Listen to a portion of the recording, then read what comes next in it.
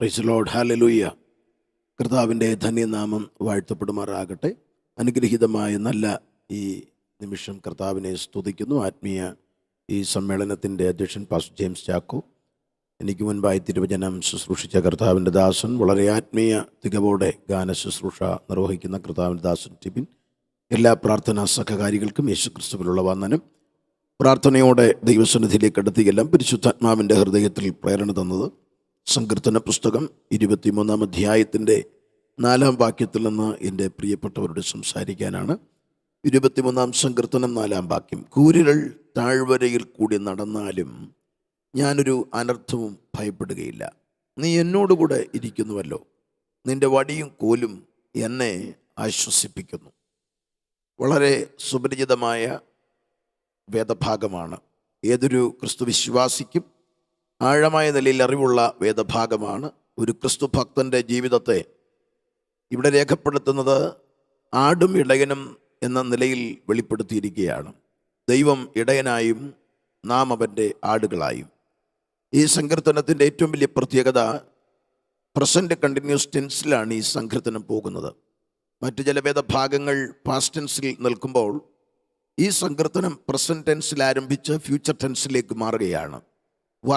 വർത്തമാനകാല പ്രയോഗത്തിലൂടെ ഭാവി കാലത്തിലേക്ക് വിരൽ ചൂണ്ടുന്ന തീവ്രമായ സങ്കീർത്തനമാണ് 23-ാം സങ്കീർത്തനം. ഈ സങ്കീർത്തനത്തിൽ ഇന്ന് എൻ്റെ പ്രിയപ്പെട്ടവരോട് ഞാൻ പറയാൻ ആഗ്രഹിക്കുന്നത്, അനർത്ഥത്തിൽ ഒരാത്മീയൻ ഭയപ്പെടേണ്ടി വരികയില്ല.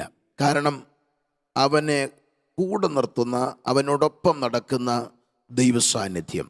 ഇവിടെ കർത്താവിൻ്റെ വചനത്തിൽ പറയുന്നു, മരണനിഴലിൻ്റെ താഴ്വരയിൽ കൂടി നടന്നാലും ഞാനൊരു അനർത്ഥവും ഭയപ്പെടുകയില്ല. നീ എന്നോടുകൂടെ ഇരിക്കുന്നുവല്ലോ. പ്രാർത്ഥനയോടെ ഉപവാസത്തോടുമായിരിക്കുന്ന ആത്മീയരോട് പരിശുദ്ധാത്മാവിനെ ഓർമ്മിപ്പിക്കാനുള്ളത്, നീ ആയിരിക്കുന്ന കൂരിരുൾ താഴ്വരയിൽ അനർത്ഥത്തെക്കുറിച്ച് നീ ഭയപ്പെടേണ്ട കാര്യമില്ല. കാരണം നിന്നോടുകൂടെ ദൈവസാന്നിധ്യമുണ്ട്. ഇവിടെ കൂരിരുൾ താഴ്വര എന്നത് ഇൻ്റർനാഷണൽ സ്റ്റാൻഡേർഡ് വെർഷനിൽ നമ്മൾ മനസ്സിലാക്കുമ്പോൾ, മരണനിഴലിൻ്റെ താഴ്വരയിൽ കൂടി നടന്നാലും ഞാനൊരു അനർത്ഥവും ഭയപ്പെടുകയില്ല, നീ എന്നോടുകൂടെ ഇരിക്കുന്നുവല്ലോ. ഒരു ദൈവപൈതലിന് വിശ്വാസ പ്രഖ്യാപനമായി പറയാൻ പറ്റുന്നൊരു വാക്കാണ്, എൻ്റെ കൂടെ ദൈവസാന്നിധ്യം ഉള്ളത് കൊണ്ട് മരണത്തിൻ്റെ മടയിലും ഞാൻ ഭയപ്പെടേണ്ട കാര്യമില്ല. ഇന്ന് പ്രാർത്ഥനയോടിരിക്കുന്നവർക്ക് മുൻപിൽ ഒരാത്മീയൻ മരണമടയിൽ പോലും ഭയപ്പെടേണ്ട എന്ന് പറയണമെങ്കിൽ അത്രത്തോളം തീവ്രമാണ് ദൈവത്തിൻ്റെ സാന്നിധ്യം. ഞാൻ ദൈവസാന്നിധ്യത്തോട് ബന്ധപ്പെട്ട് പ്രധാനമായും 3 ചിന്തകൾ പറഞ്ഞ് വടിയും കോലും ഒന്ന് പറഞ്ഞു കഴിയുമ്പോഴേക്കും അതിലുള്ള ആശ്വാസം കൂടെ പറയുമ്പോൾ നമ്മുടെ മീറ്റിങ്ങിന് ആശീർവാദമാകും. എൻ്റെ പ്രിയപ്പെട്ടവരെ, ദൈവസാന്നിധ്യത്തെക്കുറിച്ച് വേദപുസ്തകത്തിലുടനീളം കാണാം. ഞെരുങ്ങിയവരോട്, പ്രതിസന്ധിയിൽ ആകമാനം തകർന്നു നിന്ന നിമിഷങ്ങളിലൊക്കെ ദൈവം അവരെ ധൈര്യപ്പെടുത്തിയത് ഞാൻ കൂടുണ്ട് എന്നുള്ളതാണ്. ഏതൊരു മനുഷ്യനും ഒരു ഉറപ്പ്, കൂടെ ആളുണ്ട് എന്നതാണ് അവന് ഒരു ഉറപ്പുണ്ടാകുന്നത്. ജീവിതത്തിൽ ഏറ്റവും വലിയ പ്രതിസന്ധികളൊക്കെ ആർത്തിരമ്പുമ്പോൾ നമുക്ക് പലപ്പോഴും ആരും സഹായിക്കാൻ ആരെങ്കിലും വരുന്നതിനേക്കാൾ വലുതാണ് കൂടെ ആരെങ്കിലും ഉണ്ട്, എന്നോടൊപ്പം ആരെങ്കിലും ഉണ്ട് എന്നൊരു ഉറപ്പ് കിട്ടിയാൽ ധൈര്യം കൂടാറുണ്ട്. ഇവിടെ ഒരു ആത്മീയന് ഏറ്റവും വലിയ ധൈര്യം ലഭിക്കേണ്ടത് ദൈവം എൻ്റെ കൂടെ ഉണ്ട് എന്നുള്ളതാണ്. ആ ദൈവസാന്നിധ്യത്തെ അനുഭവിക്കാൻ കഴിയുന്നെങ്കിൽ അത് ഭാഗ്യകരമായ ഒരു അനുഭവമാണ്. നീറിപ്പുകഞ്ഞ നിമിഷങ്ങളിലൊക്കെ ദൈവം തൻ്റെ ജനത്തെ ആശ്വസിപ്പിക്കാൻ ഉപയോഗിച്ചത് അതാണ്. ഞാൻ കൂടുണ്ട്, പിന്നെന്തിനാ നീ വറീഡാവുന്നത്? ഞാൻ നിൻ്റെ കൂടെ ഉണ്ടല്ലോ, നീ നിരാശപ്പെടേണ്ട കാര്യമില്ല. ഇത് ദൈവവചനത്തിൻ്റെ പ്രഖ്യാപനമാണ്. പലപ്പോഴും തിരുവചനത്തിലേക്ക് നമ്മൾ ശ്രദ്ധ തിരിക്കുമ്പോൾ നമുക്ക് ലഭ്യമാകേണ്ട ഏറ്റവും വലിയ ആശ്വാസങ്ങളൊക്കെ മനുഷ്യരിൽ നിന്ന് പ്രതീക്ഷിക്കാറുണ്ട്. എന്നാൽ അതിനപ്പുറത്ത് ദൈവസാന്നിധ്യം അനുഭവിക്കുന്ന ഒരാത്മീയൻ ആ ദൈവസാന്നിധ്യത്തിൻ്റെ നിറവിലേക്ക് എത്തുമ്പോഴാണ് അവൻ യഥാർത്ഥത്തിൽ അവൻ അനുഭവിക്കുന്ന ഒരു ആശ്വാസവും സമാധാനവും ഉണ്ട്. ഞാൻ അതിലേക്ക് നിങ്ങളുടെ ശ്രദ്ധയെ കൊണ്ടുവരുന്നു. വേദപുസ്തകത്തിൽ ദൈവസാന്നിധ്യം ഒന്നാമതൊരാത്മീയന് വിഭാവനം ചെയ്യുന്നത് സ്വസ്ഥതയാണ്. സ്വസ്ഥത വിഭാവനം ചെയ്യുന്നത് ദൈവസാന്നിധ്യം മാത്രമാണ്. ദൈവസാന്നിധ്യത്തിന് മാത്രമേ സ്വസ്ഥത നൽകാൻ സാധ്യമാകുകയുള്ളൂ. പുറപ്പാട് പുസ്തകം 33:14 രേഖപ്പെടുത്തപ്പെടുന്ന വാക്യം, അതിന് അവൻ എൻ്റെ സാന്നിധ്യം നിന്നോട് കൂടെ പോരും, ഞാൻ നിനക്ക് സ്വസ്ഥത നൽകുമെന്ന് അരുളി ചെയ്തു. ഇവിടെ 2 നിലയിലുള്ള ചിന്തകൾ നമുക്ക് ആ ഭാഗത്തുനിന്ന് ലഭ്യമാകും. ദൈവത്തിൻ്റെ ഇടപെടൽ ഉണ്ടാകുന്നു മോശയോട്. മോശേ, എൻ്റെ സാന്നിധ്യം നിന്നോടുകൂടെ പോരും. എൻ്റെ സാന്നിധ്യം നിന്നോടുകൂടെ പോരും എന്ന് പറയുമ്പോൾ സാഹചര്യം എന്താണ്? അപ്പോൾ ജനം തനിക്കെതിരായി നിൽക്കുകയാണ്. ജനത്തിൻ്റെ സ്വഭാവം തനിക്കെതിരാണ്. ജനത്തിൻ്റെ ഇടപെടൽ തനിക്കെതിരാണ്. തികച്ചും ഏകാന്തത വേട്ടയാടുന്നു. ഒറ്റപ്പെടൽ വേട്ടയാടി നിൽക്കുന്ന മോശ എന്ന അതികായനായ മനുഷ്യൻ പോലും പതറിയ നിമിഷമാണ്. താൻ ദൈവിക നിയോഗം പ്രാപിച്ച് ദൈവം പറഞ്ഞ വാക്കുകൾ കേട്ട് ദൈവത്തിന് ഒത്തവണ്ണം താൻ ഓരോ ചുവടും വെച്ച് വരുമ്പോൾ ദൈവം പറയുന്നു, ദൈവഭവനത്തിലൊക്കെ മോശ വിശ്വസ്തനായിരുന്നു. അതിൻ്റെ അർത്ഥം എന്താണ്? ദൈവം പറഞ്ഞ വാക്കിന് അണുവിട തെറ്റിയിട്ടില്ല. ദൈവം പറഞ്ഞ അളവിൽ ഒരു പൊടി പോലും കൂട്ടിയിട്ടില്ല. ദൈവം പറഞ്ഞ അളവിൽ ഒരു പൊടി പോലും കുറച്ചിട്ടില്ല. ദൈവം വെച്ച പ്രമാണം കൃത്യമായി അനുവർത്തിച്ച് ആചരിക്കാൻ പഠിപ്പിച്ച മോശ ആരെ പഠിപ്പിച്ചോ അവർ തനിക്കെതിരായി നിൽക്കുമ്പോൾ ആരോരുമില്ലാതെ ഏകനായി ഒറ്റപ്പെട്ട് മാറി നിൽക്കേണ്ടി വരുന്ന മോശയുടെ ഉള്ളിൻ്റെ ഗദ്ഗതം എന്താണ്? എൻ്റെ കൂടെ ആരെ അയക്കും? ഒരു ചോദ്യമാണ്. എൻ്റെ കൂടെ ആരെ അയക്കും? കാരണം നീ എന്നെ അറിഞ്ഞു, നീ എന്നെ അടുത്തറിഞ്ഞു എന്ന് പറഞ്ഞു, പക്ഷേ ആരെ എൻ്റെ കൂടെ അയക്കും? ഒരു ചോദ്യമാണ്. ഇത്രയും കരുത്തനായ മോശ ഈ 30 ലക്ഷത്തിലധികം വരുന്ന ജനത്തെ നടത്തിക്കൊണ്ടു വന്നവൻ്റെ പിടിവിട്ടു. നാടൻ ഭാഷയിൽ പറഞ്ഞാൽ പിടിവിട്ടു, നിലവിട്ടൊരു ചോദ്യമാ.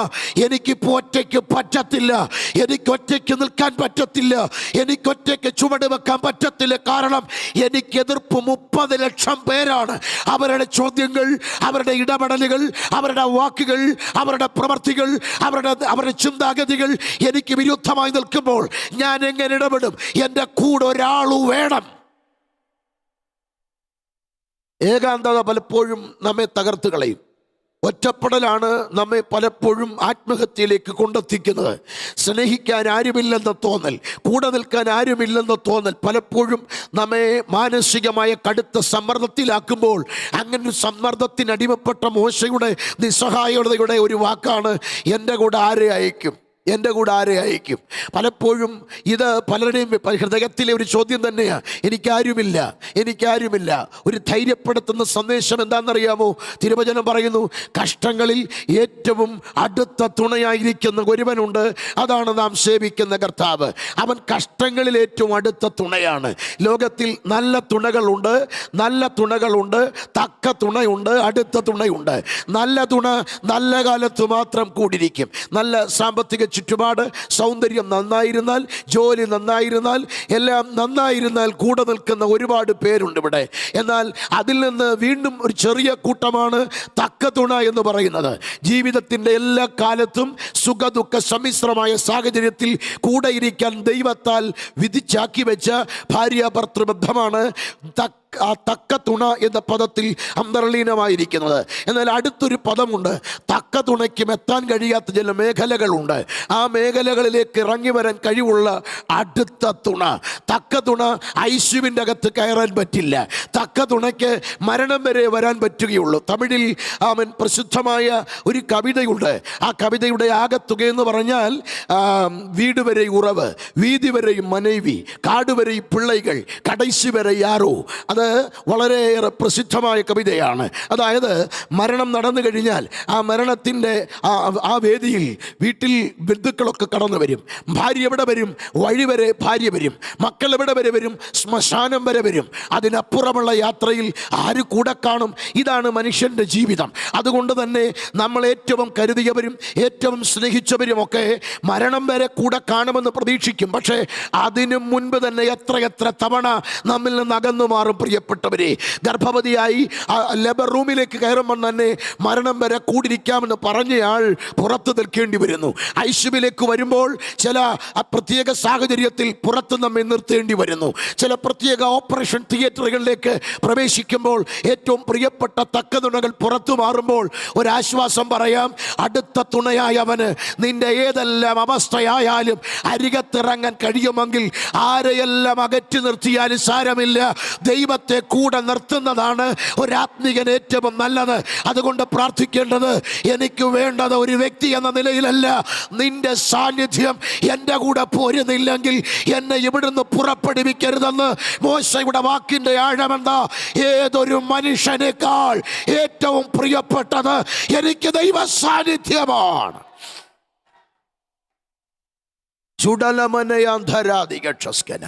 പരിശുദ്ധാത്മാവ് വ്യക്തികളോട് പ്രവചിക്കുന്നത് ഇന്ന് നിറവയറോടെ അവൻ ശരീരത്തിൽ വല്ലാത്ത അസ്വസ്ഥതകളുമായിട്ട് ലൈവിൽ കുഞ്ഞെ നീ ശ്രദ്ധിക്കുന്നത്. നിന്റെ പ്രിയപ്പെട്ടവൻ നിന്റെ അരികിലില്ലെങ്കിലും നിന്റെ കർത്താവിന് നിന്റെ ഡെലിവറി റൂമിനകത്തിറങ്ങാൻ പ്രാപ്തനാണ്. അതുകൊണ്ട് ഭയം എടുത്തു മാറ്റിയിട്ട് പ്രാർത്ഥിക്കേണ്ടത്, കർത്താവേ എനിക്ക് നിന്റെ സാന്നിധ്യം വേണമെന്നാണ്. ഗൈനക്കോളജി ഡിപ്പാർട്ട്മെന്റിന്റെ മുൻപിൽ നമ്പരപ്പെട്ട് നിൽക്കുമ്പോഴും പേടിക്കാൻ, നിന്റെ നാഥൻ നിന്റെ കൂടെ സാന്നിധ്യവുമായി ഉണ്ടെങ്കിൽ അതിൽ പരം ഭാഗ്യം വേറൊന്നും നിനക്ക് നൽകാനില്ല. മാതാപിതാക്കളോട് ഇന്ന് പകൽ ആത്മാവ് ഇടപെടുന്നത്, ആറ്റുനോറ്റിയ വളർത്തിയ തലമുറകൾ നീ നൊന്നു നീറി അവസാന രക്തം കിനിയുന്ന മുലപ്പാലും കൊടുത്തു വളർത്തുന്നു. ഉയർച്ചയുടെ പടവകൾ ചവിട്ടി കയറണമെന്ന് പറഞ്ഞ് പ്രാർത്ഥനാ മുറിയിൽ കുടലുണക്കി നിലവിളിക്കുന്നുണ്ട്. അങ്ങേ കരയിൽ ജീവിതത്തിന്റെ പച്ചപ്പ് തേടി പോയ തലമുറ ഒരിക്കലും നിന്നെ വിളിക്കണം ില്ല. നിന്നെ തേടി വരാതെ വണ്ണം ജീവിത സാഹചര്യ ചുറ്റുപാടിൽ അവർ കുടുങ്ങിക്കിടക്കുമ്പോൾ കേരളത്തിന്റെ മുക്കിനും മൂലയിലും നാലാളും ശ്രദ്ധിക്കപ്പെടാതെ ഏതോ ഒരു 4 കാലുള്ള കട്ടിലിൽ നൊമ്പരത്തോടെ ഞരങ്ങുന്നു. ഒന്ന് കണ്ടിരുന്നെങ്കിൽ, ഒന്ന് വിളിച്ചിരുന്നെങ്കിൽ. അയ്യോ, ആരുമില്ല, ഭാരപ്പെടാതെ. തലമുറ അങ്ങകലെ പോയാലും വാർദ്ധക്യവും നരയുമുള്ള കാലത്തോളം നിന്നെ ചുമക്കാമെന്ന് വാക്കു പറഞ്ഞവന്റെ സാന്നിധ്യം കൂടെ ഉണ്ടാകും. അതാണ് ഉറപ്പ്. അതുകൊണ്ട് പ്രാർത്ഥിക്കേണ്ടത്, കർത്താവേ എനിക്ക് വേണ്ടത് നിന്റെ സാന്നിധ്യമാണ്. അതുകൊണ്ടാണ് മോശ പറയും, നിന്റെ സാന്നിധ്യമില്ലെങ്കിൽ എന്നെ പുറപ്പെടുവിക്കരുത്. പ്രാർത്ഥനാ വിഷയത്തിലേക്ക് കയറേണ്ടത് ഭൗതികതയുടെ ചോദ്യങ്ങളും നിരാശകളുമല്ല, ദൈവ സാന്നിധ്യം വേണം. സാഹചര്യം ഏതാണെങ്കിലും ദൈവ സാന്നിധ്യം വേണം. പ്രാർത്ഥനാ ലിസ്റ്റിൽ മുൻപന്തിയിലേക്ക് കയറേണ്ട വിഷയം, എനിക്ക് ദൈവമേ നിന്റെ സാന്നിധ്യം വേണം. നിന്റെ സാന്നിധ്യമില്ലെങ്കിൽ എനിക്ക് മറ്റൊന്നും വേണ്ട. നിന്റെ സാന്നിധ്യമല്ലാതെ എനിക്ക് മറ്റൊന്നും വേണ്ട. നിന്റെ സാന്നിധ്യമില്ലാത്തത് എൻ്റെ ജീവിതത്തിൽ വേണ്ട. കാരണം ദൈവ സാന്നിധ്യമുണ്ടോ? ഏതെല്ലാം വ്യക്തികൾ അകന്നാലും ദൈവ സാന്നിധ്യമുണ്ടെങ്കിൽ ആർക്കും നിന്നെ ഒതുക്കാൻ പറ്റത്തില്ല, ആർക്കും നിന്നെ മാറ്റി നിർത്താൻ പറ്റത്തില്ല, ആർക്കും നിന്നെ അടിച്ചമർത്താൻ പറ്റത്തില്ല. കാരണം ദൈവ സാന്നിധ്യം നിന്റെ കരം പിടിക്കാൻ തുടങ്ങും. ചില വ്യക്തികളോട് ആത്മാവ് പ്രവചിക്കുന്നത് ഒതുക്കപ്പെടലും ഒറ്റപ്പെടലും നുറുക്കപ്പെടലും ജീവിതത്തിൽ അനുഭവിച്ചു. പക്ഷെ ആരുമില്ലെന്നൊരു തോന്നലകത്തുണ്ട്. പരിശുദ്ധാത്മാവ് പറയുന്നത്, നിരാശ വേണ്ട കുഞ്ഞെ, ആകുലം മാറ്റിവെക്ക്. ദൈവ സാന്നിധ്യത്തിനൊരു വില കൊടുത്തു പ്രാർത്ഥിച്ച്, എനിക്ക് ദൈവമേ നിന്റെ സാന്നിധ്യം മതിയെന്ന്. ആ ദൈവ സാന്നിധ്യമുണ്ടോ? ആകാശം മാറിയാലും ഭൂമി മാറിയാലും നിന്നോടൊപ്പം നിൽക്കാമെന്ന് ഉറപ്പു തരുന്ന ദൈവ സാന്നിധ്യമുണ്ടെങ്കിൽ നിനക്കൊന്നിനെയും ഭയപ്പെടേണ്ട കാര്യമില്ല. ആ ദൈവ സാന്നിധ്യം നിന്റെ കൂടെ നിൽക്കും, നിന്റെ കൂടെ കാണും, നിന്നെ ചേർത്ത് പിടിക്കും. ഹല്ലേലൂയ. ജീവിതത്തിന്റെ സാഹചര്യങ്ങളിൽ ഒരാത്മീകനൊരു വ്യക്തിയെ പ്രതീക്ഷിക്കുന്നെങ്കിൽ ഏറ്റവും നല്ലത് ദൈവ സാന്നിധ്യമാണ്. അതാണ് മോശയുടെ ആ വാക്ക്, ദൈവ സാന്നിധ്യം ഇല്ലെങ്കിൽ എന്നെ പുറപ്പെടുവിക്കരുത്. ആ വാക്കിൽ ഒരു ദൃഢനിശ്ചയമുണ്ട്. ആ വാക്കിൽ ആഴമായ ഒരു പ്രത്യാശയുണ്ട്. എന്താണ് അങ്ങനെ പ്രേരിപ്പിച്ചത്? തന്നെ കൊണ്ട് ദൈവ സാന്നിധ്യം ഒരാൾക്ക് തുല്യമായി തൻ്റെ കൂടെ വരുന്നു എന്ന് പറയുന്നു. അപ്പോൾ തന്നെ അടുത്തൊരു പദം കൂടെ അവിടെ ഉപയോഗിച്ചിരിക്കുക.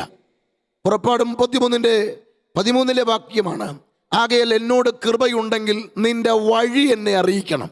എത്ര തീവ്രമാണ്! നിന്റെ വഴി എന്നെ അറിയിക്കണം. പലപ്പോഴും പോകേണ്ട വഴി അറിയാതെ പകച്ചു നിൽക്കുന്ന വ്യക്തികളുണ്ട്. ഈ ദിവസങ്ങളിൽ പരീക്ഷയൊക്കെ അടുത്ത് അതിനുവേണ്ടി ഒരുങ്ങി നിൽക്കുന്ന കുഞ്ഞുങ്ങളും പരീക്ഷ എഴുതിയവരുമുണ്ട്. അടുത്തത് എന്തിനു പോകണമെന്ന് ആധിയോടെ നിൽക്കുക. എന്ത് ചെയ്യണം, ഏത് തീരുമാനമെടുക്കണം, അതിനു പോണോ ഇതിനു പോണോ? മാതാപിതാക്കളും ആശയക്കുഴപ്പത്തിലാണ്. പക്ഷെ ഇവിടെ മോശയുടെ ആ നൊമ്പരത്തിൻ്റെ മറുപടി, മോശയുടെ ചോദ്യം ഇതാണ്: നിന്റെ വഴി എന്നെ അറിയിക്കണം, ദൈവഹിതം അറിയണം. ദൈവമേ, നീ എങ്ങോട്ടാ കൊണ്ടുപോകാൻ ആഗ്രഹിക്കുന്നത് എനിക്കറിയണം. ഇവിടെ മോശയ്ക്ക് വേണ്ടത് രണ്ട് കാര്യമാണ്. ഒന്ന്, ഒരാളെ എൻ്റെ കൂടെ വേണം.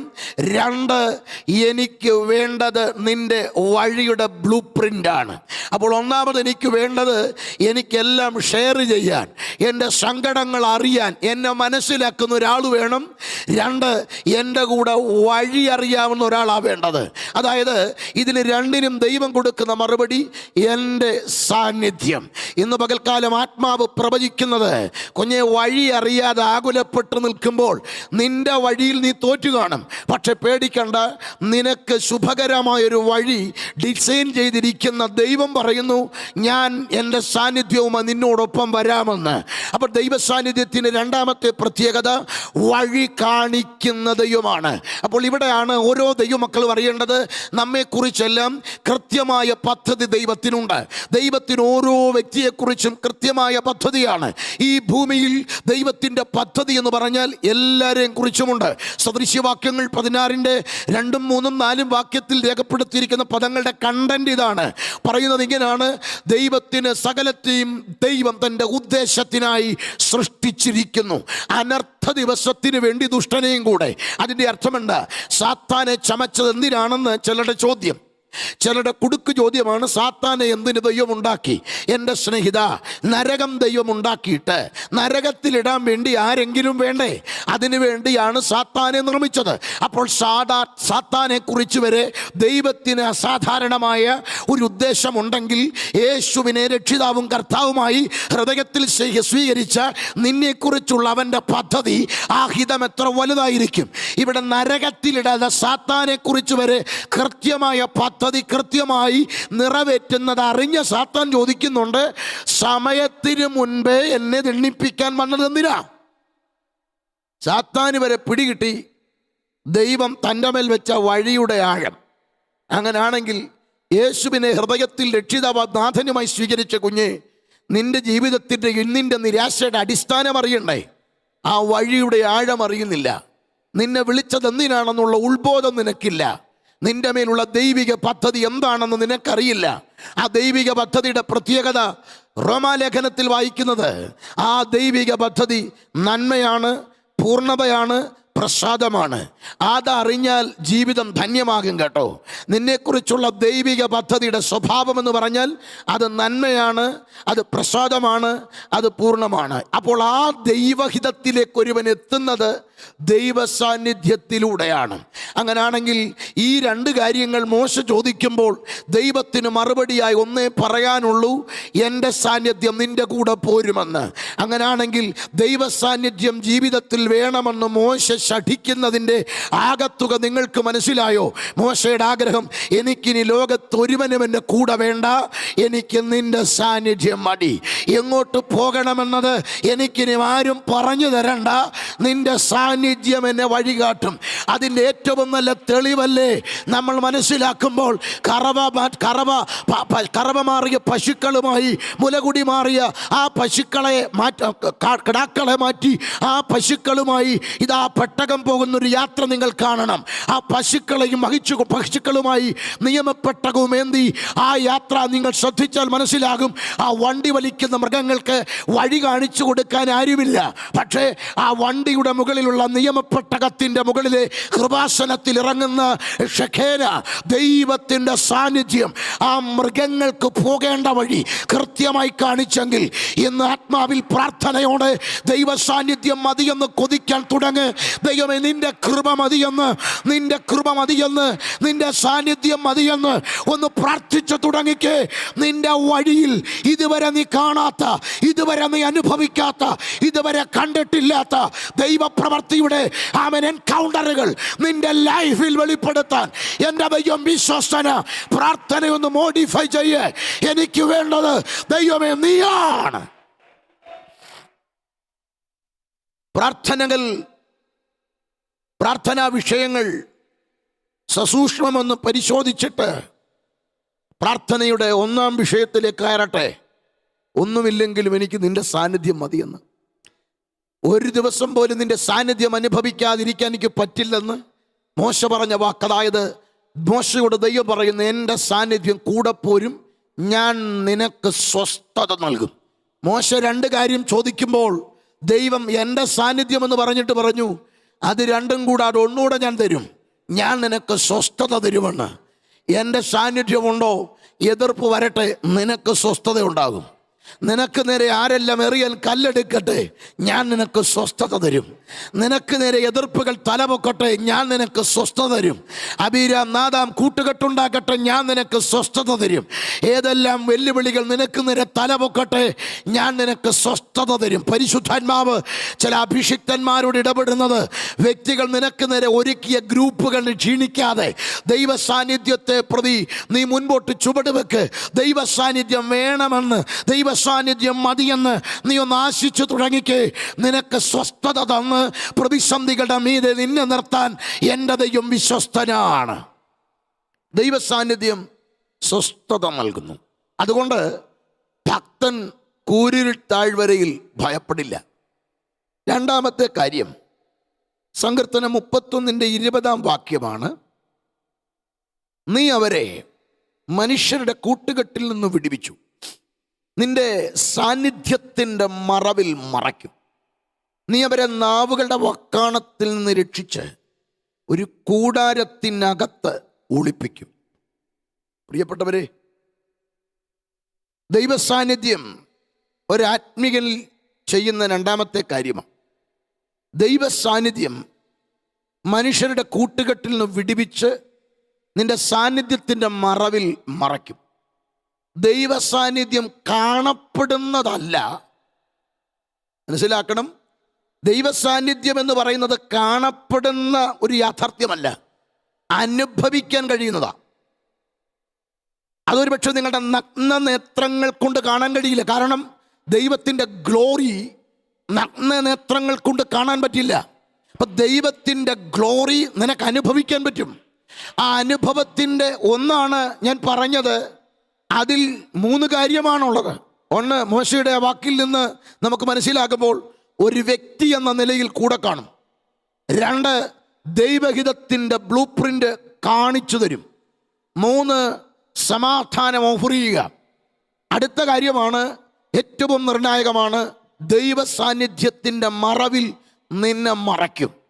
കോഴി തൻ്റെ കുഞ്ഞുങ്ങളെ മറയ്ക്കുന്ന പോലെ ദൈവ സാന്നിധ്യം ഒരാത്മികനെ മറയ്ക്കുമെന്ന് പറയുമ്പോൾ ഇതിൻ്റെ ഗൗരവമായ അർത്ഥം എന്താ? പ്രതിസന്ധികൾ ആർത്തിരമ്പി വന്നാലും ഒരാത്മികന് പറയാൻ പറ്റും, ഞാൻ മറഞ്ഞിരിക്കുകയാണ്, ഞാൻ മറഞ്ഞിരിക്കുകയാണ്.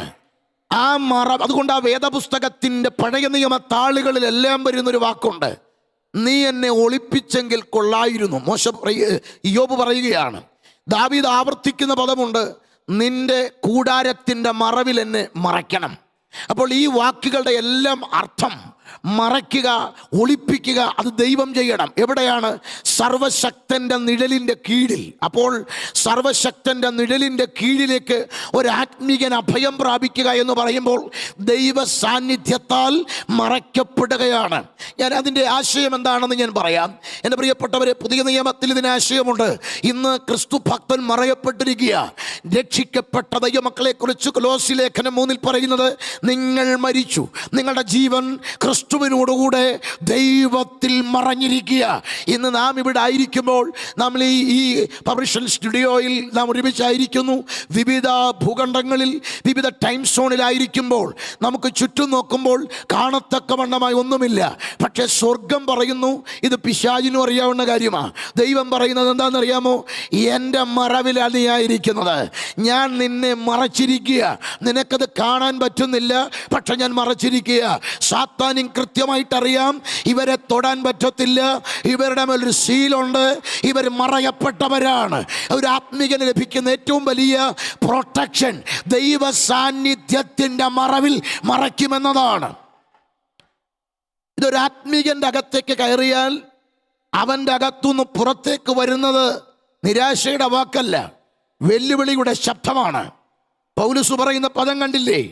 ക്രിസ്തുവിൻ്റെ സ്നേഹത്തിൽ നിന്ന് എന്നെ വേർപെടുത്താൻ ഉയരത്തിനോ ആഴത്തിനോ ഇപ്പോഴുള്ളതിനോ വരുവാനുള്ളതിനോ നഗ്നതയ്ക്കോ പട്ടിണിക്കോ ആപത്തിനോ യാതൊന്നിനും സാധ്യമല്ല.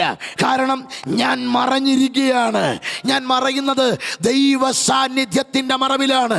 അതുകൊണ്ടല്ലേ കാരാഗൃഹത്തിൻ്റെ അകത്ത് കിടക്കുമ്പോഴും സന്തോഷത്തിൻ്റെ ശബ്ദമുയർത്തി പറയുന്നു, സന്തോഷിപ്പീൻ, കർത്താവിൽ സന്തോഷിപ്പീൻ, സന്തോഷിപ്പീൻ എന്ന് ഞാൻ ആവർത്തിച്ചു പറയുകയാണ്. എത്ര തീവ്രമാണ് ആ വാക്കുകൾ! ഒരാത്മീയൻ ദൈവസാന്നിധ്യത്തിൽ സന്തോഷിക്കുന്നതിൻ്റെ കാര്യം അവൻ പ്രതികൂലമല്ല കാണുന്നത്, പ്രതികൂലത്തിനും അവനും മധ്യ നിൽക്കുന്ന ദൈവ സാന്നിധ്യം അനുഭവിക്കുകയാണ്. ഇന്ന് പരിശുദ്ധാത്മാവ് ഇടപെടുന്നത് പ്രശ്നത്തെ കണ്ട് നിരാശ പറയരുത്, പ്രതികൂലം കണ്ട് നിരാശ പറയരുത്.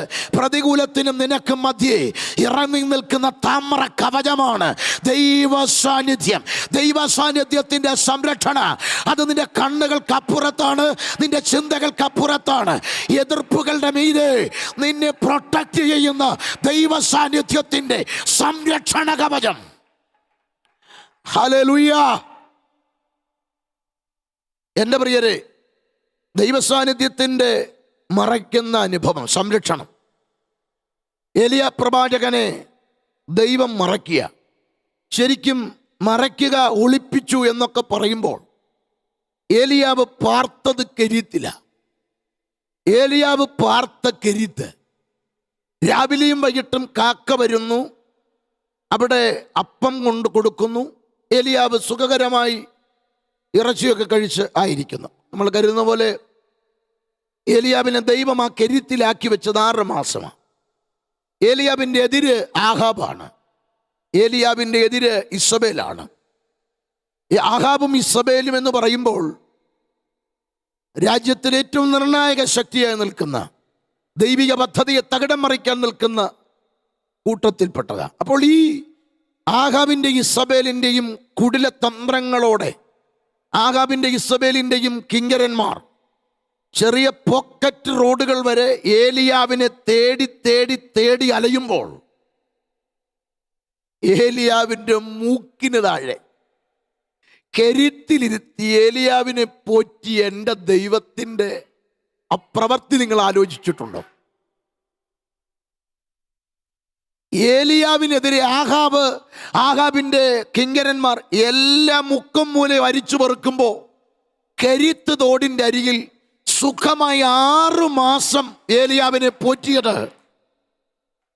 ദൈവം നിന്നെ മറയ്ക്കാൻ തീരുമാനിച്ചാൽ, ദൈവം നിന്നെ ഒളിപ്പിക്കാൻ തീരുമാനിച്ചാൽ ഒരു ശത്രുവിനും തേടി കണ്ടുപിടിക്കാൻ പറ്റില്ല. ഏതെല്ലാം എതിർപ്പുകൾ നിനക്ക് നേരെ കെണികൾ മെനയട്ടെ, ദൈവം മറയ്ക്കാൻ തീരുമാനിച്ചാൽ ഒരു മനുഷ്യനും കണ്ടെത്താൻ പറ്റില്ല. സ്തോത്രം. ഈ ദൂത് പറയുമ്പോൾ ചില കർത്തൃവേലക്കാര് ഞരങ്ങുന്നുണ്ട്. ആരാലും ശ്രദ്ധിക്കപ്പെടാതെ കെരീത്തിൽ ഇരിക്കുമ്പോൾ പ്രതീക്ഷിച്ചവരാരുമില്ല. ശരിക്കും ആഹാബിൻ്റെ കൊട്ടാരത്തിൽ ഒബദ്യാവ് എന്ന കരുത്തനായ മനുഷ്യനുണ്ട്. 100 പേരെ ഗുഹയിൽ ഒളിപ്പിച്ച് പോറ്റിയ മനുഷ്യനാണ്. അദ്ദേഹം പോലും 100 പേരെ ഒളിപ്പിച്ച മനുഷ്യന് ഏലിയാവിനെ ഒന്ന് തേടി വന്നുകൂടെ? വരാമായിരുന്നു. ഏലിയാവിനെ ഒന്ന് കണ്ട് ഒരു നേരത്തെ ഭക്ഷണം കൊടുത്തുകൂടെ? കുടിക്കാമായിരുന്നു. അങ്ങനെയുള്ള ഓബദ്യാവ് എന്തേ ഏലിയാവിനെ തേടി വന്നില്ല? ചോദ്യമുണ്ട്, ഉത്തരവുമുണ്ട്. ഏലിയാവേ, ഓബദ്യാവിൻ്റെ ഹൃദയത്തെ ഞാൻ മറപ്പിച്ചു. അത് എന്തിനാണെന്നറിയാമോ? നീ ഇതുവരെ കാണാത്ത ചില വഴികൾ ഇവിടെ കാണാനുണ്ട്. നീ ഇവിടെ അനുഭവിക്കാത്ത ചില പ്രവൃത്തികൾ നിന്നിൽ എനിക്ക് വെളിപ്പെടുത്താനുണ്ട്. പരിശുദ്ധാത്മാവ് പറയും, നീ പ്രതീക്ഷിച്ച ചിലർ നിന്നെ വിട്ടു മാറിയതും നീ പ്രതീക്ഷിച്ച ചിലർ നിന്നെ തേടി വരാത്തതും ദൈവിക പദ്ധതിയാണ്. കാരണം ദൈവ സാന്നിധ്യത്തിൻ്റെ കരുതൽ നീ അറിയണമെങ്കിൽ ഇവിടെ ഇരിക്കണം. ദൈവ സാന്നിധ്യത്തിൻ്റെ കരുതൽ ഓബദ്യാവ് തരുന്നതിനേക്കാൾ വലുതാണ്. ഏതൊരു രാജാവും നിനക്ക് തരുന്ന കൈത്താങ്ങലിനേക്കാൾ വലുതാ ദൈവ സാന്നിധ്യത്തിൻ്റെ കരുതൽ. ചില വഴി അടഞ്ഞതോർത്ത് ഭാരപ്പെടരുത്. ചില വ്യക്തികൾ വിളിക്കാഞ്ഞതോർത്ത് നീ ഭാരപ്പെടരുത്. ചില വ്യക്തികൾ നിന്നോട് ആവശ്യം പറയാത്തതിൻ്റെ പേരിൽ നിരാശ മാറ്റിവെക്ക്. ഇത് ദൈവം അടച്ചതാ, ദൈവം മാറ്റിയതാ. ദൈവം നിന്നെ മറയ്ക്കുന്നത് നീ ദൈവത്തെ അറിയാനാണ്. എങ്ങനെ അറിയണം? ദൈവം നിനക്ക് തരുന്നതിൻ്റെ റേഞ്ച് നീ അറിയണം. ആഹാബും ഇസബേലും നിനക്ക് തരുന്ന പോലല്ല ഞാൻ തരുന്നത്. മറച്ചവന് വേണ്ടി ദൈവം ചെയ്ത കരുതൽ. ഏലിയാവിന് അവിടെ ഭക്ഷണം കൊണ്ട് കൊടുത്തത് കാക്കയെന്ന് നമ്മൾ വായിക്കുന്നു. പക്ഷെ നമ്മുടെ കാക്ക അത് അശുദ്ധ ജീവികളുടെ പട്ടികയിലുള്ളതാണ്. അതുകൊണ്ട് തന്നെ അതിനെ കൊണ്ട് കൊടുത്തോ എന്ന് നമ്മളൊന്ന് ചിന്തിക്കേണ്ടിയിരിക്കുന്നു. അത്ര ഗതികേടിൻ്റെ ദൈവത്തിനില്ല. കാരണം ദൈവത്തിന് വേണ്ടി നിന്ന ആളാ ഏലിയാവ്. മനുഷ്യനെ ഭയക്കാതെ, രാജാവിനെ ഭയക്കാതെ, മരണമെങ്കിൽ മരണമെന്നുറപ്പിച്ച് താൻ ഉറപ്പിച്ച് എന്ന ഈ ദൂത് പറഞ്ഞത് മരണ നിഴലിൻ്റെ താഴ്വര. ശ്രദ്ധിച്ചോണം, മരണത്തെ പോലും ഭയക്കാതെ എന്ന ഈ ദൂത് പറഞ്ഞ ആളാ. അങ്ങനെ പറഞ്ഞവന് ഈ അശുദ്ധജീവിയായ കാക്കയെ കൊണ്ട് കൊടുക്കേണ്ട ഗതികേടുണ്ടോ? അവിടെ നമ്മുടെ ബൈബിളിൽ കാക്കയെന്നാണെങ്കിലും അത് എഴുതപ്പെട്ട എബ്രായ ബൈബിളിൽ ഒറബ് എന്ന എബ്രായ പദത്തിന് രണ്ടർത്ഥമുണ്ട്. ബ്ലാക്ക് ബേർഡ്, പിന്നൊന്ന് റാവൻസ്. റാവൻസ് എന്ന് പറഞ്ഞാൽ അത്യാർത്തിയുള്ള പക്ഷി. അപ്പോൾ ബ്ലാക്ക് ബേർഡ് കറുത്തത്. നമ്മുടെ ട്രാൻസ്ലേഷൻ വന്നപ്പോൾ നമുക്കിവിടെ അത്യാർത്തിയും കറുപ്പും ഒരെണ്ണത്തിനേ ഉള്ളൂ. അപ്പോൾ നമ്മുടെ എല്ലാവരും കൂടി എഴുതി കാക്ക എന്ന് എഴുതിയരെ. പക്ഷേ പലസ്തീൻ്റെ മണ്ണിൽ, മിഡിൽ ഈസ്റ്റിൽ നമ്മൾ ചെന്നാൽ നമ്മുടെ ഇവിടുന്ന് പോയ 50 കാക്ക അവിടെ കിടന്ന് പെടാപ്പാട് പെടുക. ആ കാക്കകൾ ആഗ്രഹിക്കുന്നു, 10 മൈലിൽ പണ്ട് പോയതാ. അവർ ചിന്തിക്കുന്നുണ്ട് ആരെങ്കിലും എനിക്ക് വഴി കാണിക്കുക, സ്വന്തം നാട്ടിൽ പോകണമെന്ന് പറഞ്ഞ് കാക്കകൾ പെടാപ്പാട് പെടും. നമ്മുടെ കാക്ക അവിടെ ഇല്ല. അവിടെയുള്ള ഒറബ് കഴുകൻ്റെ ശരീരവലിപ്പമുള്ള, കാലിൽ 20 കിലോ ഭാരം കൊണ്ട് പറക്കുന്ന റാഞ്ചൻ പക്ഷിയാണ് ഒറബ്. അപ്പൊ ഏലിയാവിന് രാവിലെ ഫുഡ് കൊണ്ട് കൊടുക്കുന്ന ആൾ ഒറബ. 20 കിലോ ഭാരം കൊണ്ട് പറക്കാൻ പ്രാപ്തിയുള്ള റാഞ്ചൻ പക്ഷി. ഇനി ഏലിയാവിന് കൊടുത്ത അപ്പം എന്താ? അപ്പോൾ ചിന്തിച്ചോണം, ഈ ഒറബ് കൊണ്ട് കൊടുക്കുന്ന അപ്പം എന്താ? നമ്മുടെ അപ്പം കള്ളപ്പം, എള്ളപ്പം, പാലപ്പം, വട്ടയപ്പം, ഇങ്ങനെ പല അപ്പം. ഇതിലേതപ്പമാണെന്നൊന്നും ആർക്കും കൃത്യമായിട്ട് അറിയത്തില്ല. ഇനി നമ്മൾ ബ്രെഡ് ചോദിച്ചാൽ നമ്മുടെ അവിടെ ബ്രെഡ് കിട്ടുന്നത് വേറെയാണ്, അപ്പം വേറെയാണ്. എന്നാൽ ഇവിടെ ലേഖേം എന്ന എബ്രായ പദമാണ്. യഹൂദൻ്റെ ലേഖേം എന്ന് പറയുന്നത് ഒരു കുടുംബത്തിന് ഒന്നിച്ച് ആചരിക്കാനുള്ള, പെസഹ ആചരിക്കാനുള്ള ഒരു അപ്പമാണ്. ആ ഒരപ്പം എന്ന് പറഞ്ഞു കഴിഞ്ഞാൽ ആൾ വലിപ്പം അനുസരിച്ച്, അബ്രഹാമിൻ്റെ കുടുംബം എന്ന് പറയുമ്പോൾ 2800 അംഗങ്ങളുണ്ടായിരുന്നു. അപ്പം അതുപോലുള്ള വലിയ കുടുംബങ്ങളാണ്. കൊച്ചു കുടുംബം അന്ന, പെനീനയുടെ 10 മക്കൾ, പിന്നെ എൽക്കാന. അപ്പം തന്നെ 13ആയി. അപ്പം ഇങ്ങനെയാണ് ഒരു കൊച്ചു കുടുംബം. അപ്പം ഇങ്ങനെയുള്ളൊരു കൊച്ചു കുടുംബം ഈ എൽക്കാനയുടെ കുടുംബം. അതിച്ചെറിയ കുടുംബമൊന്നും ബൈബിളിലില്ല. അപ്പം ഇങ്ങനെയുള്ള കുടുംബങ്ങൾ, ആ കുടുംബത്തിന് ഒന്നിച്ചാചരിക്കാനുള്ളൊരു പെസഹാപ്പം എന്ന് പറയുമ്പോൾ വേദപണ്ഡിതാക്കളുടെ അഭിപ്രായം അത് ഒരു 8 കിലോ മുതൽ തുടങ്ങും, 12 കിലോ വരെയൊക്കെ വരാം. അപ്പോൾ 8 കിലോ വേണ്ട, 6 ആയിക്കോട്ടെ. നമ്മൾ 2 കൂടെ കുറച്ചു. ഒരു 6 കിലോ ഉള്ള ഒരു അപ്പമാണെങ്കിൽ 20 കിലോ ഭാരം കൊണ്ട് പറക്കുന്ന ഒറബ് രാവിലെ ഏലിയാവിന് കൊടുക്കുന്നത് 8 കിലോയാ. ഇതെപ്പം തീരാനാ പ്രിയരെ? ഇതെപ്പം തീരാനാ? ഏലിയാവ് രാവിലെ എഴുന്നേറ്റ് കഴിച്ചു തുടങ്ങി, ഉച്ചയായി തീരുന്നില്ല, 4 മണിയായി തീരുന്നില്ല, ഇതിങ്ങനെ ഇരിക്കുക. പിന്നെ ഏലിയാവ് വെപ്രാളം കയറി 1-2 കടി കടിച്ചൊന്ന് തീർത്തു. അപ്പോഴേക്ക് ഇറച്ചി വന്നു കഴിഞ്ഞു. രാത്രി ഇത് കഴിച്ചു തീർത്തില്ലെങ്കിൽ നാളെ നേരം വരുമ്പോൾ അപ്പം വീണ്ടും വരും. രാത്രിയിൽ ഏലിയാവ് കഴിക്കുക, ഉറങ്ങിയിട്ടില്ല. ശരിക്കും എൻ്റെ ഭാഷയിൽ പറഞ്ഞാൽ ഏലിയാവ് ഉറങ്ങിയിട്ടില്ല, ഉറങ്ങാൻ പോലും പറ്റാതെ വണ്ണം കഴിക്കുക. ഇവിടെയാണ് അപ്പോഴാണ് എനിക്കിതിൻ്റെ ഗൗരവം പിടികിട്ടിയത്. ഈ ദാവീദും ഇയ്യോബും എല്ലാം ഒളിപ്പിക്കണേ, മറയ്ക്കണേ എന്ന് പ്രാർത്ഥിച്ചതിൻ്റെ ഗുട്ടൻസ് എനിക്ക് അപ്പോഴാണ് പിടികിട്ടിയത്. അവിടെ ഉറക്കം പോലും ഇല്ല, സുഖമാണെന്നുള്ളത് അപ്പോഴാണ് പിടികിട്ടിയത്. ദൈവ സാന്നിധ്യത്തിൻ്റെ മറവിൽ മറഞ്ഞാൽ അതിലൊരു കരുതലിൻ്റെ പാക്കേജ് ഉണ്ട്. അതുകൊണ്ട് നീ പ്രാർത്ഥിക്കേണ്ടത് ദൈവമേ നീ എന്നെ മറച്ചാൽ മതി. ഇനി അതിൻ്റെ അകത്ത് ഏറ്റവും വലിയ പാക്കേജിൽ വിടുതൽ എന്താണെന്നറിയാമോ? തക്ക സമയത്ത് അവൻ ഉയർത്തിക്കോളും. മറച്ചവനെ, ഒളിപ്പിച്ചവനെ കൃത്യസമയത്ത് പുറത്തെടുത്തുയർത്താൻ പ്രാപ്തനാണ് ദൈവമെങ്കിൽ ആ ദൈവ സാന്നിധ്യം നിന്നെ മറയ്ക്കുന്നിടത്ത് നീ മൗനമായിരിക്കെ, നീ അങ്ങ് താണു കൊടുക്ക്, നീ അങ്ങ് മറുപടി പറയാതിരുന്നു കൊടുക്ക്. കൃത്യസമയത്ത് നിന്നെ ഉയർത്തുന്ന ആ ദൈവ സാന്നിധ്യത്തെ നീ ഒന്ന് ഏറ്റെടുത്ത്. ദൈവ സാന്നിധ്യത്തിൻ്റെ അകത്ത് മറയ്ക്കുന്ന ദൈവം, കരുതുന്ന ദൈവം, ഉയർത്തുന്ന ദൈവം. ഹല്ലേലൂയ. അപ്പൊ ദൈവ സാന്നിധ്യം ഒരാത്മീയനെ മറയ്ക്കും, ഒരു ശത്രുവിനും കൊടുക്കാതെ മറയ്ക്കും. അതാണ് ഇന്ന് തിരിച്ചറിയേണ്ടത്. രോഗം വരട്ടെ, വെല്ലുവിളി വരട്ടെ, പ്രതിസന്ധി വരട്ടെ, ദൈവ സാന്നിധ്യത്തിൽ ആ കവർ ചെയ്യപ്പെട്ട ആത്മീയന് പറയാൻ പറ്റും, ദുഷ്ടൻ എന്നോട് എന്ത് ചെയ്യും, ശത്രു എന്നോട് എന്ത് ചെയ്യും, അവനൊന്നും ചെയ്യാൻ പറ്റില്ല. യഹോവ എൻ്റെ ജീവന്റെ ബലം, ഞാൻ ആരെ പേടിക്കും? യഹോവ എൻ്റെ പക്ഷത്തുണ്ട്, ഞാൻ കുലുങ്ങിപ്പോകയില്ല. ദൈവം അനുകൂലമെങ്കിൽ പ്രതികൂലമാര്? ദൈവ സാന്നിധ്യത്തിൻ്റെ സംരക്ഷണ അതൊരാത്മികൻ്റെ അഭിമാനമാണ്.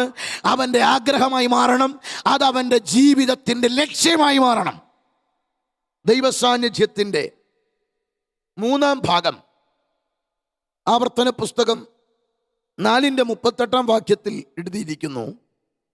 നിന്നേക്കാൾ വലിപ്പവും ബലവുമുള്ള ജാതികളെ നിന്റെ മുമ്പിൽ നിന്ന് നീക്കിക്കളവാനും ഇന്നുള്ളതുപോലെ അവരെ അവരുടെ ദേശത്തെ നിനക്ക് അവകാശമായി തരേണ്ടതിന് നിന്നെ കൊണ്ടുപോയി ആക്കുവാനും തൻ്റെ സാന്നിധ്യവും മഹാശക്തിയും കൊണ്ട് മിസ്രയീമിൽ നിന്ന് നിന്നെ പുറപ്പെടുവിച്ചു. ദൈവ സാന്നിധ്യം മിസ്രയീമിൽ നിന്ന് കനാനിൽ കൊണ്ടുപോയി ആക്കുന്നു. ആ വാക്ക് നിങ്ങൾ ശ്രദ്ധിക്കണം. മിസ്രയീമിൽ നിന്ന് പുറപ്പെടുവിച്ചു എന്ന് മാത്രമല്ല, കനാനിൽ കൊണ്ടുപോയി ആക്കുന്നു. ഇവിടെയാണ് ഓരോ ദൈവമക്കളും അറിയേണ്ടത്. ദൈവ സാന്നിധ്യം നിന്നോടുള്ള വാഗ്ദത്തത്തിൻ്റെ ലക്ഷ്യസ്ഥാനത്ത് നിന്നെ കൊണ്ട് എന്നെത്തിക്കും. അപ്പോൾ ഇവിടെയാണ് ഓരോ ദൈവമക്കളുടെ അകത്തേക്ക് ഗൗരവമായ പ്രാർത്ഥനയുടെ ചിന്ത വരേണ്ടത്. ദൈവ സാന്നിധ്യം ഇവിടെ, ആ ദൈവ സാന്നിധ്യം ഇസ്രായേൽ മക്കളോട് പറയുന്നത്, ദൈവ സാന്നിധ്യം മിസ്രയീമിൽ നിന്ന് പുറപ്പെടുവിച്ചു, ഇപ്പോൾ മരുഭൂമിയാണ്, ഇനി നിങ്ങളെ കൊണ്ടുചെന്നാക്കും. എവിടെ കൊണ്ടുചെന്നാക്കും? നിങ്ങൾ ആഗ്രഹിക്കുന്ന, നിങ്ങളെക്കുറിച്ച് എൻ്റെ പദ്ധതിയുള്ള വാഗ്ദത്ത കനാനിൽ കൊണ്ട് ചെന്നാക്കും. അങ്ങനെയാണെങ്കിൽ ദൈവത്തിൻ്റെ വിളി കേട്ട് കർത്താവിനെ ഹൃദയത്തിൽ സ്വീകരിച്ച ആത്മീയനോട് ദൈവവചനത്തിലൂടെ പറയാനുള്ളത്, ദൈവ സാന്നിധ്യം ലക്ഷ്യസ്ഥാനത്ത് നിന്നെ കൊണ്ടുചെന്നാക്കും. അങ്ങനെ കൊണ്ടുചെന്നാക്കുമെന്നൊരു ഉറപ്പുണ്ടെങ്കിൽ അതിൻ്റെ ഇടയിൽ വരുന്ന ഏതെല്ലാം പ്രതികൂലമുണ്ടോ, ഏതെല്ലാം ശത്രുവിൻ്റെ പ്രതികാരമുണ്ടോ, ഏതെല്ലാം വ്യക്തികളുടെ ഇടപെടലുകളുണ്ടോ, അതൊന്നും ആത്മീയനെ അലട്ടത്തില്ല. കാരണം അതിനെല്ലാം അപ്പുറത്ത് ദൈവം ആശിച്ച തുറമുഖത്ത് നിന്നെ എത്തിക്കുമെന്നൊരു ഉറപ്പ് ദൈവം തന്നിട്ടുണ്ടെങ്കിൽ ഇതിൽ പരം ആശ്വസിക്കാൻ വേറൊരിടമില്ല. സ്തോത്രം. പുതിയ നിയമ വിശ്വാസിക്ക് ഈ വാക്കിൻ്റെ ഗൗരവം മനസ്സിലാക്കാൻ വേണ്ടി ഞാൻ ആ ഭാഗം എന്ന് പറയുക. കൊണ്ടുപോയി ആക്കുക എന്ന് പറഞ്ഞാൽ മരണ നിഴലിൻ്റെ താഴ്വരയിലും ഞാൻ ഒരു അനർത്ഥവും ഭയപ്പെടത്തില്ല. അവിടെ പറയുന്നു, നിന്റെ വടിയും കോലും എന്നെ ആശ്വസിപ്പിക്കുന്നു. കൊണ്ടുപോയി ചെന്നാക്കുവാൻ ദൈവം ചെയ്യുന്ന കാര്യമാണ്, വടിയും കോലും എന്നെ ആശ്വസിപ്പിക്കുന്നു. അതായത് ആട് പറയുന്നു, എൻ്റെ ലക്ഷ്യസ്ഥാനത്ത്, ഇടയൻ എന്നെക്കുറിച്ചുള്ള പദ്ധതിയുടെ വേദിയിൽ, എൻ്റെ മേലുള്ള വാഗ്ദത്തത്തിൽ, ആ ഡെസ്റ്റിനിയിൽ എന്നെ കൊണ്ടുചെന്നെത്തിക്കുന്ന എൻ്റെ ഇടയൻ്റെ ഉറപ്പാണ്. ഇന്നിൻ്റെ പ്രതികൂലത്തെക്കുറിച്ച് നീ ആധിപ്പെടേണ്ട, എത്തേണ്ടിടത്ത് അവൻ എത്തിക്കും. അവിടെ എത്തിക്കുന്ന രീതിയാണ്, നിന്റെ വടിയും കോലും എന്നെ ആശ്വസിപ്പിക്കുന്നു. ഇത് അതീവ ഗൗരവമായതാണ്. ഇത് ഓരോ ദൈവമക്കളും അറിയേണ്ടിയിരിക്കുന്നു. ഇവിടെ തിരുവചനത്തിൽ ഈ ഭാഗം വടിയും കോലും എന്നത് ദാവീദ് ഇത് പറയുമ്പോൾ ആടിനോട് ബന്ധപ്പെട്ടതാണ് ഇത് പറയുന്നത്. തനിക്ക് ആടിനെ അറിയാം. വടിയും കോലിനും രണ്ട് വ്യത്യസ്ത നിലയിലാണ് അതിൻ്റെ ആകൃതി, ഉപയോഗം. കോലെന്ന് പറഞ്ഞു കഴിഞ്ഞാൽ വളവുള്ള, പിടിക്ക് വളവുള്ള, ഒരു ഇരുമ്പ് ദണ്ട് കൊണ്ട് വളവുള്ള ഒരു വടിയാണ്. ആ വടി കൊണ്ടാണ് ആടിനെ തെറ്റിപ്പോകാതെ കഴുത്തിൽ കൊളുത്തി വലിച്ച് തൻ്റെ കൂടെ നിർത്തുന്നു. ആടിനെ മുൻപോട്ട് നടക്കാൻ ആ വളവുള്ള ഭാഗം കൊണ്ട് തള്ളി അതിനെ പ്രസ് ചെയ്ത് മുൻപോട്ട് വിടുന്നു. ഇത് ആ കോലിൻ്റെ പ്രവൃത്തിയാണ്. ഇനി വടിയെന്ന് പറയുമ്പോൾ ഇരുമ്പ് ചുറ്റുള്ള ഒരു ഭാഗം, ഒരു ഗോളം പോലുള്ള ഭാഗം അതിൻ്റെ പിടിയിലുണ്ട്. ശേഷം നീളമുള്ളതാണത്. ഇത് ആടിന് വേണ്ടി ഇടയൻ ഉപയോഗിക്കുന്നത് ആടിനെ ചെറിയ ശിക്ഷ കൊടുത്ത് ചേർത്ത് നിർത്തുന്നു. ആടിൻ്റെ രോമത്തിൻ്റെ കനം എത്രയാണെന്ന് അറിയുന്നത് ഈ വടി കയറ്റിയാണ്. ആടിൻ്റെ ആരോഗ്യം പരീക്ഷിക്കുന്നതും ഇത് വെച്ച് ആടിനെ പ്രസ് ചെയ്താണ്. ഇതിനെല്ലാം ഉപരി ആടിന് നേരെ വരുന്ന ക്ഷുദ്രജീവികളിൽ നിന്ന് രക്ഷിക്കുന്നതും ഈ വടി തന്നെയാണ്. ആടിന് നന്നായിട്ട് അറിയാവുന്ന ഒരു കാര്യമാണ് ഈ വടിയും കോലും. ഞാൻ അതിനെ ഒരു കാര്യം എൻ്റെ പ്രിയപ്പെട്ടവരോട് പറഞ്ഞ് ഞാൻ ഇതിന് ഒരു പുതിയ നിയമത്തിൻ്റെ ആശയം പറഞ്ഞ് ഞാൻ പ്രാർത്ഥിക്കാനാണ് ആഗ്രഹിക്കുന്നത്. അപ്പോൾ ഈ സങ്കീർത്തനം 51:8 ഒരു വാക്യമുണ്ട്. വടി ചെയ്യുന്ന ഒരു പ്രവൃത്തി, ആടിനോട് ബന്ധപ്പെട്ട് ആശ്വസിപ്പിക്കുന്ന ആ ഒരു പ്രവൃത്തി. സന്തോഷവും ആനന്ദവും എന്നെ കേൾക്കുമാറാക്കണമേ, നീ ഒടിച്ച അസ്ഥികൾ ഉല്ലസിക്കട്ടെ. ഇവിടെ ആട് പറയുന്ന വാക്കാണ്, സന്തോഷവും ആനന്ദവും എന്നെ കേൾക്കുമാറാക്കണം, നീ ഒടിച്ച അസ്ഥികൾ ഉല്ലസിക്കട്ടെ. ആടിനെ മേയ്ക്കാൻ പോകുന്ന ഇടയൻ 100 ആടിൽ നിന്നൊന്നിട്ട് കൂട്ടം തെറ്റിപ്പോയാൽ ഇടയൻ ആടിൻ്റെ പുറകെ ചെന്നിട്ട് അതിനെ ചുമലിലെടുത്തുകൊണ്ട് വരും.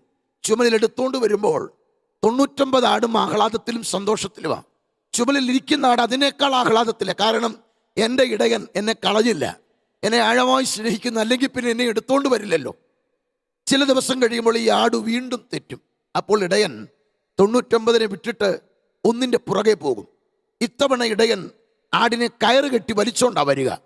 ആ സമയവും ആടിന് സന്തോഷമാണ്. 3-ാം തവണയും ഈ ആട് തെറ്റിപ്പോയാൽ ഇടയൻ ഈ ആടിനെ പുറകെ ചെന്ന് കണ്ടെത്തുമ്പോൾ ആ കോല് കൊണ്ട് ഒരടി കൊടുക്കുന്നു. ആടിന് മാത്രം അറിയാം, കോല് കൊണ്ട് എൻ്റെ ഇടയൻ എന്നെ അടിച്ചു. ഓടി വന്ന് 99ൻ്റെ കൂടെ കയറുമ്പോൾ ആടിനറിയാം എനിക്ക് അടി കിട്ടി. 99 ആടും പറയും ഞങ്ങളുടെ ഇടയൻ നല്ല ഇടയനാ. ഈ ആട് വീണ്ടും തെറ്റിയാൽ ഇടയൻ ഈ ആടിൻ്റെ പുറകെ ചെന്ന് അതിനെ കണ്ടെത്തി കൊണ്ടുവന്ന് 99ന് നടുവിലുള്ള കുറ്റിയിലോട്ട് അതിൻ്റെ കഴുത്ത് ചേർത്ത് ബന്ധിക്കും.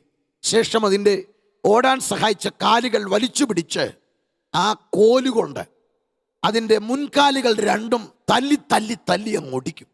അപ്പോഴേക്കും ആട് പിടയ്ക്കും, നിലവിളിക്കും, അലറിക്കരയാൻ തുടങ്ങും. 99 ആടും ഭയന്നു പോകും. കാരണം ഞങ്ങളിടയൻ നല്ല ഇടയനാ, പക്ഷേ തെറ്റാവർത്തിച്ചാൽ ഇടയൻ ഒടിക്കും. ഭയന്നു പോകും. പെട്ടെന്ന് തന്നെ ഈ ആടിൻ്റെ ഒടിഞ്ഞ കാല് വെച്ച് കെട്ടി മരക്കൊമ്പ് കൊണ്ട് പൊതിഞ്ഞ് പച്ചമരുന്നും കൊണ്ട് പൊതിഞ്ഞ് കെട്ടിവെക്കും. അങ്ങനെ ഒടിഞ്ഞ കാലുമായി ആടിങ്ങനെ കൂട്ടിൽ കിടക്കുമ്പോൾ 99 ആടിനെയും മേയാൻ വേണ്ടി ഇടയൻ കൊണ്ടുപോകും. അതിന് തൊട്ടു മുൻപ് ഒടിഞ്ഞ കാലുമായി കിടക്കുന്നതിനെ പരിചരിക്കും, വെള്ളം കൊടുക്കും, അതിന് ഭക്ഷണം കൊടുക്കും, അതിനെ എണ്ണ പൂശും. ശേഷം 99 ആടുമായി ഇടയൻ ദൂരവേ പോകുമ്പോൾ ഒടിഞ്ഞ കാലും നീട്ടിവെച്ച് ആ അടി കൊണ്ട് ആട് കരയുന്നതാണ്, സന്തോഷവും ആനന്ദവും എന്നെ കേൾക്കണം, കേൾപ്പിക്കുമാറാക്കണം, നീ ഒടിച്ച അസ്ഥികൾ ഉല്ലസിക്കട്ടെ. വടിയും കോലും ആശ്വസിപ്പിക്കുന്ന രീതി കണ്ടോ? ഈ ആട് 10-20 ദിവസം ഈ കരച്ചിലാണ്. 20 ദിവസം കഴിയുമ്പോൾ ആടിൻ്റെ കെട്ടഴിക്കും. 99ൻ്റെ കൂടെ ഇതിനെ മേയാൻ വിടും. 99 ആടും പുൽപ്പുറങ്ങൾ കണ്ട് മേഞ്ഞു മേഞ്ഞു മേഞ്ഞു കയറുമ്പോൾ ഒടിഞ്ഞ കാല് സുഖപ്പെട്ടയാടുണ്ടല്ലോ, 99ൻ്റെ കൂടല്ല പോകുന്നത്. ഇടയനെ മുട്ടി, ഇടയനെ ഉരുമ്മി, ഇടയനോട് ചേർന്ന് നിൽക്കുമ്പോൾ ഇടയൻ്റെ ഒരു ചോദ്യം എൻ്റെ ഹൃദയത്തിലുണ്ട്. ആടേ, നീ എന്താ അവരുടെ കൂടെ പോകാത്തത്? അവരുടെ കൂടെ പോകാൻ നിനക്കെന്താ കഴിയാത്തത്? ആടിൻ്റെ മറുപടി, നീ എന്തിനാ ശിക്ഷിച്ചതെന്ന് എനിക്കറിയാം. നിന്റെ വടിയും കോലും എന്നെ തൊട്ടു, എന്തിനാണെന്ന് എനിക്കറിയാം. അത് നിന്നോട് ചേരാൻ, നിന്നെ കൂടുതൽ അടുത്ത് നിൽക്കാൻ, നിന്നെ കൂടുതൽ ചേർത്ത് നിർത്താൻ, നിന്റെ സാന്നിധ്യം വിട്ട് ഞാൻ പോകാതിരിക്കാൻ, നിന്നെ കൂടുതൽ സ്നേഹിക്കാൻ. ഞാൻ നിന്റെ കരുതൽ അറിഞ്ഞു, ഞാൻ നിന്റെ വിടുതൽ അറിഞ്ഞു, നിന്റെ മനസ്സ് ഞാൻ അറിഞ്ഞു. ഇനി നിന്നെ വിട്ട് ഞാൻ പോകയില്ല. നിന്റെ വടിയും കോലും എന്നെ ആശ്വസിപ്പിക്കും. എൻ്റെ പ്രിയപ്പെട്ടവരെ, ഈ ആത്മതപനത്തിൽ പലപ്പോഴും ആ വടി നമ്മെ തൊട്ടിട്ടുണ്ട്, ആ കോലി നമ്മെ തൊട്ടു. പലതും നാം അറിയാതെ അത് പിശാചാണെന്ന് തെറ്റിദ്ധരിച്ചെങ്കിൽ ഇടയൻ്റെ ഹൃദയമാണത്, ഇടയൻ്റെ മനസ്സാണത്. നീ എന്നിലേക്ക് വാ, നീ എൻ്റെ കൂടെ വാ, നീ എൻ്റെ സന്നിധിയിലേക്ക് വാ. എനിക്ക് നിന്നെക്കുറിച്ച് തികവുള്ളൊരു പദ്ധതിയുണ്ട്. ആ പദ്ധതി തീത്തോസിൻ്റെ ലേഖനത്തിലെ ആ വാക്യം വായിച്ച് ഞാൻ പ്രാർത്ഥിക്കാം. തീത്തോസ് 2:11-12-13 വാക്യം ഇങ്ങനെയാണ്: സകല മനുഷ്യർക്കും രക്ഷാകരമായ ദൈവകൃപ ഉദിച്ചുവല്ലോ.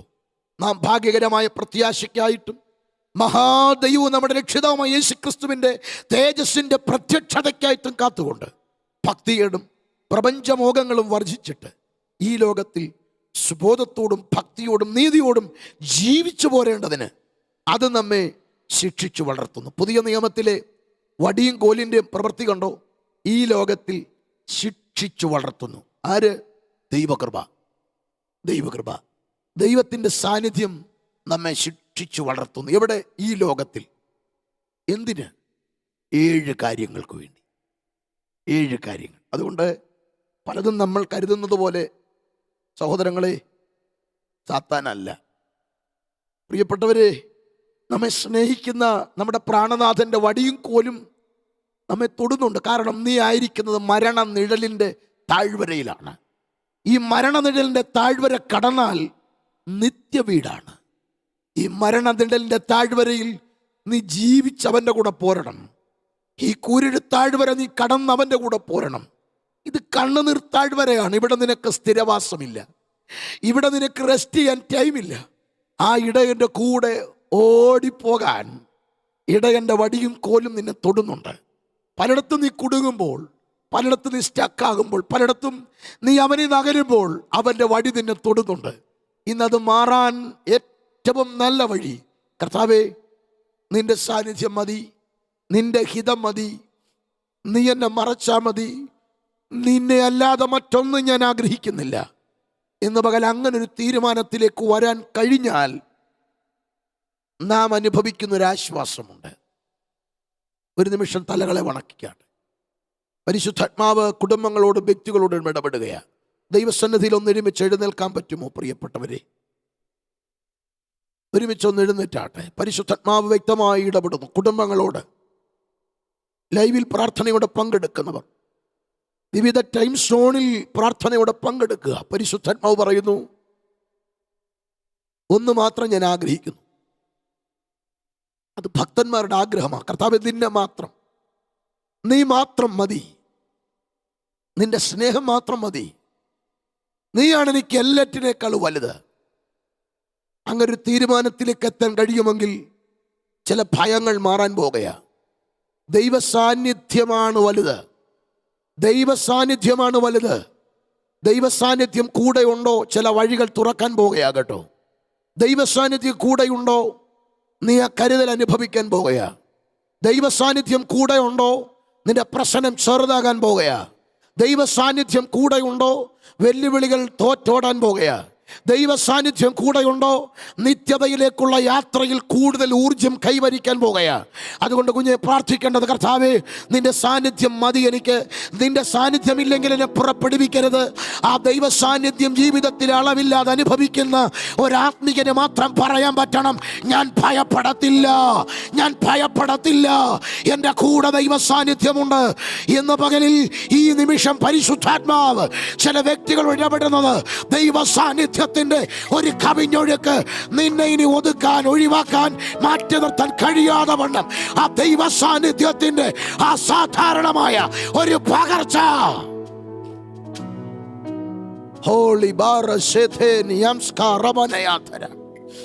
കർത്താവേ, ഞാൻ ഈ ജനത്തിന് വേണ്ടി പ്രാർത്ഥിക്കുന്നു. ദൈവ സാന്നിധ്യത്തിന്റെ ഒരു വലിയ പകർച്ച ഇവരനുഭവിക്കട്ടെ. ദൈവസാന്നിധ്യത്തിന്റെ സകല വിടുതലുകളും പ്രാപിക്കട്ടെ. കർത്താവേ, അങ്ങയെ വിട്ടു പിരിയാൻ പറ്റാത്ത, അങ്ങയോട് അകലാൻ പറ്റാത്ത കാന്തം ഇരുമ്പിനെ ആകർഷിക്കുന്ന പോലെ അങ്ങയെ പിരിഞ്ഞൊന്നും ചെയ്യില്ല, അങ്ങില്ലാതെ ഞങ്ങൾക്കൊന്നും പറ്റില്ലെന്നുള്ള യഹോവ തന്നെ ആശ്രയമെന്ന് ഒരാത്മിക പക്വതയിലേക്ക് ജനം കയറട്ടെ. പ്രാർത്ഥനാ വിഷയങ്ങൾ ചേഞ്ച് ആകട്ടെ. ഭൗതികതകളുടെ ചിന്തകൾക്കപ്പുറത്ത് ദൈവ വിഷയമായി സമ്പന്നരാകട്ടെ കർത്താവ്. അതിനെ പ്രാർത്ഥിച്ച് അനുഗ്രഹിക്കുന്നു യേശുവിൻ നാമത്തിൽ തന്നെ, ആമേൻ. നമുക്കൊരുമിച്ച് കൊയറിനോട് ചേർന്ന് പാടി കർത്താവിനെ നമുക്ക് ആരാധിക്കാം.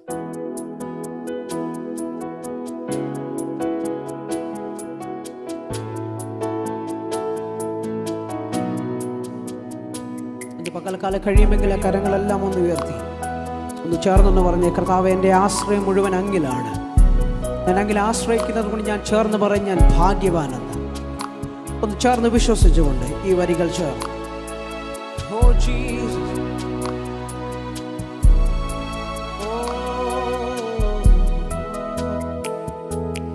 വേറില്ലൊരാശ്വാസസ്ഥാനവും വേറില്ലൊരാശ്രയവും വേറില്ലൊരാശ്വാസസ്ഥാനവും വേറില്ലൊരാശ്രയവും മൃത്യുവിലും സമാധാനമെൻ്റെ ക്രിസ്തുവിൽ സന്നിധാനം. മൃത്യുവിലും സമാധാനമെൻ്റെ ക്രിസ്തുവിൽ സന്നിധാനം.